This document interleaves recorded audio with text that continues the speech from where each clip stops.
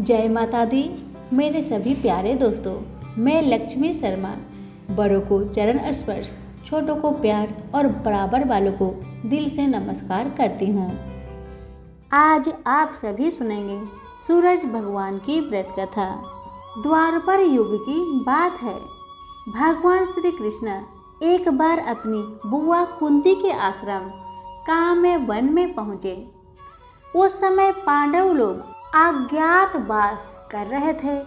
भगवान कृष्ण ने कहा, बुआ जी, मैं तुम्हें वनवासी भेष में देखकर दुखी हो जाता हूँ। मुझे सदैव इस बात की चिंता लगी रहती है कि पता नहीं कब दुष्ट दुर्योधन का प्रहार तुम्हारे ऊपर हो जाए। अतः इस विपत्ति से छुटकारा पाने के लिए तुम भगवान सूर्य नारायण की आराधना करो।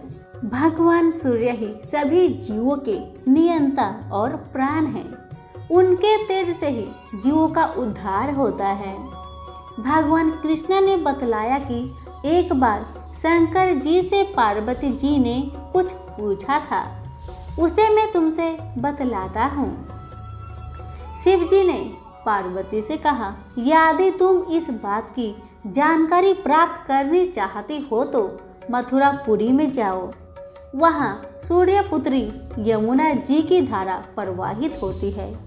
यमुना के तट पर ऋषि, महर्षि, मुनि आदि निरंतर तपस्या करते रहते हैं।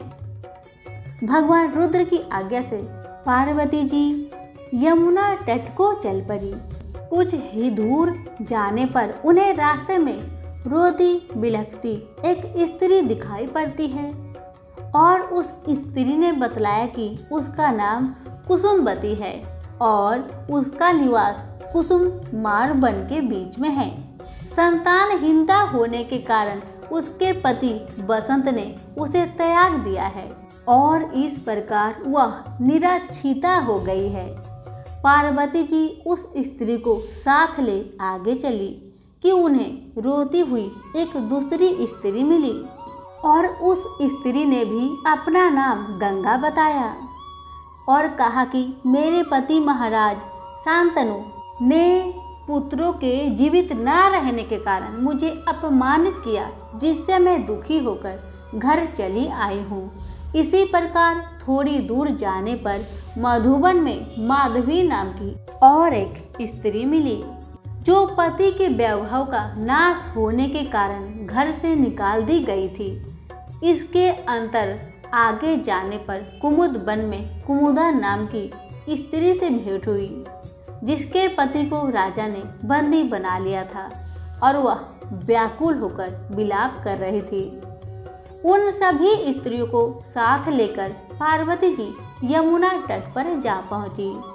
उस तट पर पूजन उत्सव देखकर पार्वती जी ने ऋषि पत्नियों से पूछा कि यह किस देव की आराधना हो रही है, इस पूजन का विधान और फल क्या है। उनकी बात सुनकर एक ऋषि पत्नी ने कहा, यह जगत पिता सूर्य नारायण का व्रत है और सभी मनोरथ को पूर्ण करने वाला है। इस व्रत को करके प्रत्येक नर नारी अभिष्ट सिद्धि प्राप्त होती है। तुम्हारे भी यदि कोई वांछा हो तो इस व्रत को करके प्राप्त करो। ऋषि पत्नियों से ऐसी बात सुनकर पार्वती जी अत्यंत प्रसन्न हुई और उस व्रत के विधान तथा फल को जानकर शिव जी के पास लौट आई। पार्वती जी ने इस व्रत को करके विघ्न नाशक गणेश जी जैसे पुत्र को प्राप्त किया। सभी बोले सूर्य भगवान की जय हो।